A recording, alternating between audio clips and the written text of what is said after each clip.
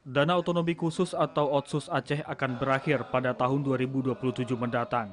Namun calon wakil presiden nomor urut 1 Muhaimin Iskandar berjanji akan tetap memperpanjang apabila dia dan pasangannya Anies Baswedan bisa menang dalam Pilpres 2024 mendatang. Bahkan perpanjangan dana Otsus Aceh ucapnya saat berziarah ke makam ulama Syekh Abdul Rauf bin Ali Al-Fansuri di Banda Aceh pada 5 Desember menjadi program khusus pasangan Amin untuk Bumi Serambi Mekah.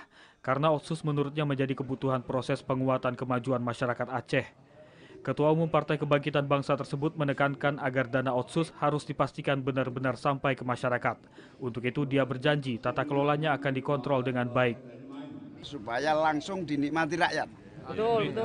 Bukan dinikmati pejabat. Ini yang akan kita upayakan. Kalau bisa terbukti dinikmati oleh rakyat, maka bukan hanya sampai jangka tertentu, kita perpanjang sampai kiamat. Tapi pada saat bertemu ada Dana Otsus Aceh diberikan pemerintah pusat selepas perjanjian damai Helsinki 2005. Dana itu mulai diberikan sejak tahun 2008 dan akan berakhir pada tahun 2027. Hingga tahun 2022 besaran dana Otsus yang diberikan sebesar 2% dari total dana alokasi umum nasional.